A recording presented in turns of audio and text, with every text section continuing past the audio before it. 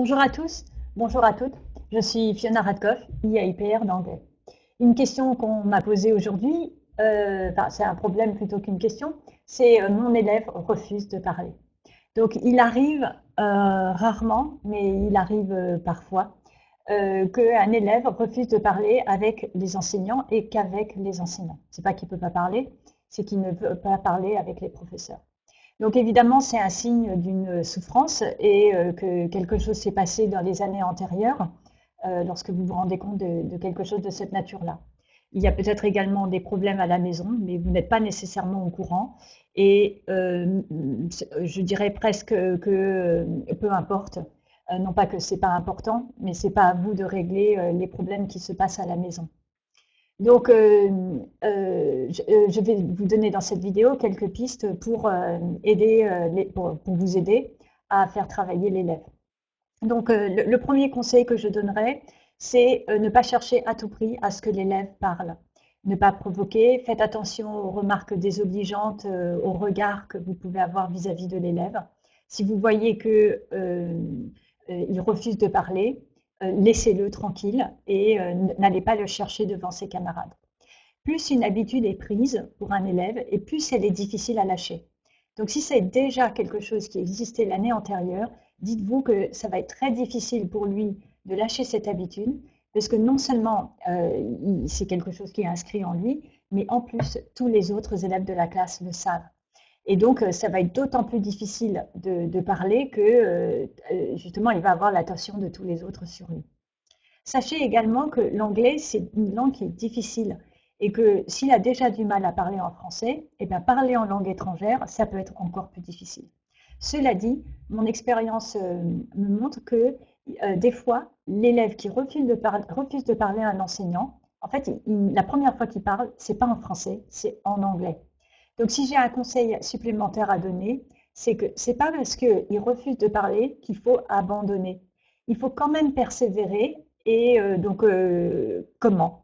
Donc, une première manière, c'est vous pouvez, donc les classiques, vous pouvez demander à l'élève de s'enregistrer à la maison, s'il veut bien, grâce à un MP3. Vous ne l'évaluez pas en classe.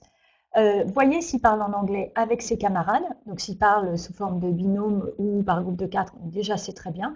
S'il refuse de parler l'anglais, bon, ça c'est autre chose. En tout cas, n'évaluez pas l'anglais pendant la période où il refuse de parler. Ne mettez pas de zéro. C'est pas qu'il a faux, c'est qu'en fait, il ne veut pas parler. Et c'est autre chose. Donc, donner à cet élève-là, il est quand même, l'objectif, c'est pas d'abandonner, ça va être de rassurer sur le fait que vous êtes là si jamais il est prêt à parler. Et vous pouvez lui donner une grille d'avance que vous mettez dans le cahier, qu'il puisse la regarder tranquillement, ou qui est très, très progressive. Et donc, au début, ça va être juste, par exemple, de répéter un mot ou de lire une phrase, de lire un mot à voix haute. Et il peut le faire chez lui ou il peut le faire individuellement avec vous. Donc, dans un premier temps, juste de lire. Donc, ce n'est pas nécessairement une expression orale, mais c'est quand même le fait de verbaliser des mots. Donc, commencer avec un mot, puis une phrase, puis des expressions, puis ça peut être en réponse à des questions.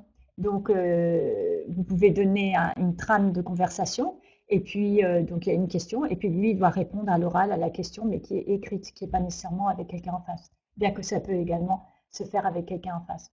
Ça peut être lire après un texte qui est bref.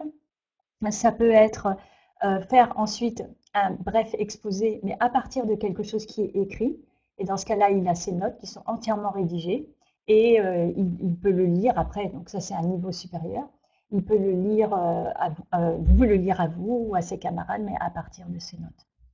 Voilà, donc ça, c'est une échelle qui est progressive pour amener un élève à parler à partir de zéro. Donc, il s'agit d'évaluer des compétences et non pas à partir d'une note sur 20. Vous pouvez également valoriser d'autres compétences. C'est-à-dire, c'est pas parce qu'il ne veut pas parler qu'il n'est pas capable d'écrire. Et donc, vous pouvez décider de ne pas compter de notes orales, mais au contraire de valoriser l'écrit.